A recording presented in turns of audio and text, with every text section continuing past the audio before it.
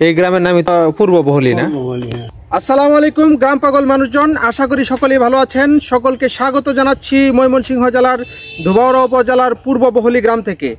আজকে আমি পূর্ব বহলি গ্রামের আনাচে কানাচে ঘুরে বেড়াবো, নিজে দেখবো এবং আপনাদেরকে দেখাবো পূর্ব বহলি গ্রামের প্রাকৃতিক সৌন্দর্য।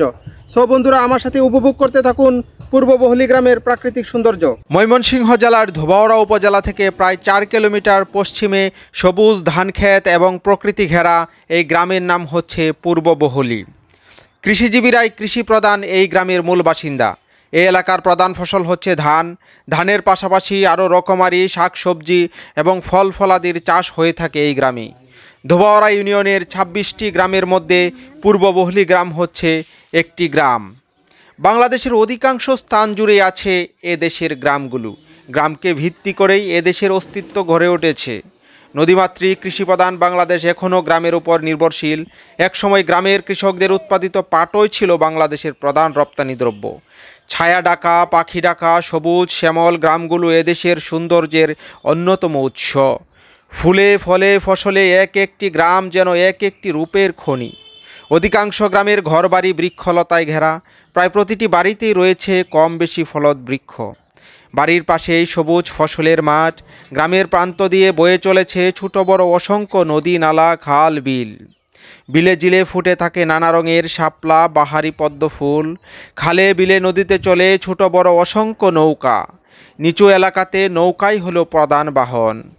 গ্রামের অধিকাংশ রাস্তা কাঁচা, পাকা রাস্তাও আছে, তবে প্রয়োজনের তুলনায় অল্প। ইদানিং গ্রামের যোগাযোগ ব্যবস্থা আগের চেয়ে উন্নয়ন ঘটেছে।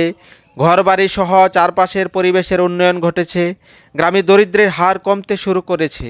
তবে গ্রামে এখনও অসংখ্য দরিদ্র মানুষ আছে যারা পুষ্টিকর খাদ্য ও উন্নত বাসস্থানের ব্যবস্থা করতে পারছে না। গ্রামে শিক্ষার হার কম হলেও নতুন প্রজন্মের ছেলেমেয়েরা লেখাপড়ার প্রতি আগ্রহী হয়ে উঠেছে।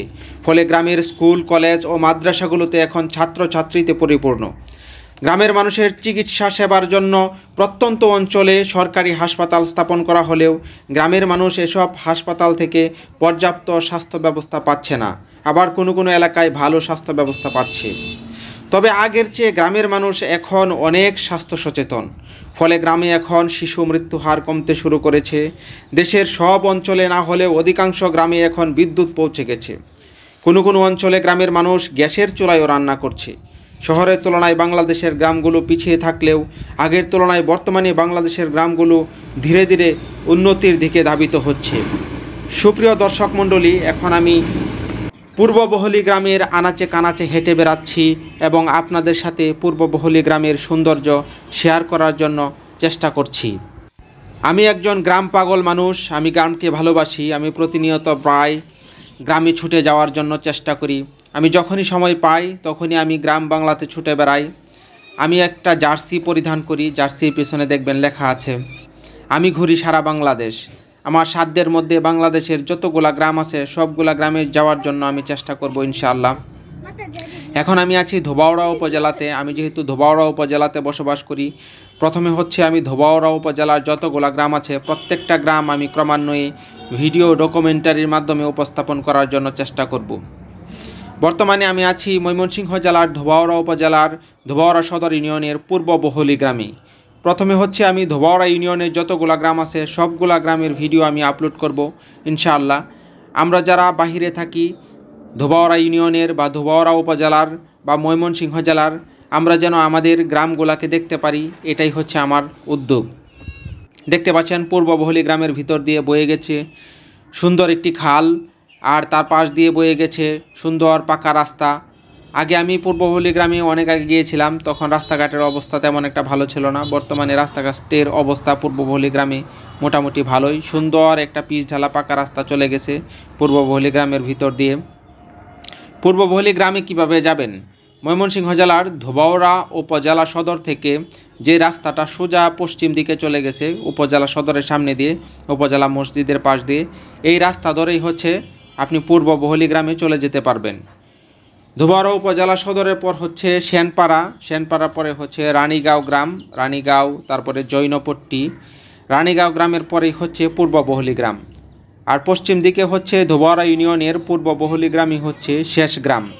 পূর্ব বহলি গ্রামের পরে হচ্ছে গুস্তা বহলি গ্রাম। গুস্তা বহলি গ্রাম হচ্ছে ধোবাউড়া উপজেলার বাগবের ইউনিয়নের গ্রাম গুস্তা বহলি গ্রাম।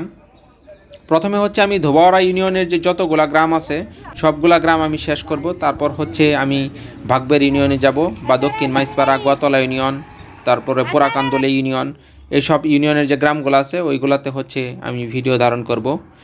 দেখতে পাচ্ছেন পূর্ব বহলি গ্রামের ভিতর দিয়ে সুন্দর পাকা রাস্তা চলে গেছে। এটা হচ্ছে গ্রামের মানুষের জন্য আশীর্বাদ। আমি কর্তৃপক্ষকে অসংখ্য ধন্যবাদ জানাই এত সুন্দর রাস্তা গ্রামের ভিতরে করার জন্য। আসলে আমি গ্রাম বাংলায় ঘুরে বেড়াই, আমার কাছে খুবই ভালো লাগে। গ্রাম বাংলায় যখন দেখি গ্রাম বাংলায় মানুষ সুখে আছে, আমার কাছে খুব শান্তি লাগে। অনেক কষ্ট করে ভিডিওগুলো করি। অবশ্যই আমার ভিডিওগুলোতে লাইক, কমেন্ট এবং শেয়ার করে আমার পাশেই থাকবেন, আমাকে সামনে এগিয়ে যেতে সাহায্য করবেন। ধন্যবাদ সকলকে, সবাই ভালো থাকবেন, আল্লাহ হাফেজ। এই গ্রামের নামই তো পূর্ব বহলি না? কতটুকু এরিয়া পূর্ব বহলি? পূর্ব বহলি এরিয়াটা ওই সামনে একটা মুসা আছে, ওই যে বাঘ আছে আর কি, ওই থেকে ওই নদীর পার পর্যন্ত, আর ওই যে দক্ষিণে সামনে কি একটা বাঘ আছে, রাস্তাটা বাঘ আছে। হ্যাঁ, এই বাঘটা থেকে আমরা। আপনার নাম কি? আমার নাম হলো মোহাম্মদ সমীর হোসেন। আপনি তো এই গ্রামেরই বাসিন্দা? এই গ্রামে। কত বছর যাবত এই গ্রামে বসবাস করেন? আমি এখানে 32 বছর। আগে কোথায় ছিলেন? আগে ছিলাম গোয়াতলা ইউনিয়নে। গোয়াতলা ইউনিয়ন। আচ্ছা, ধন্যবাদ আপনার।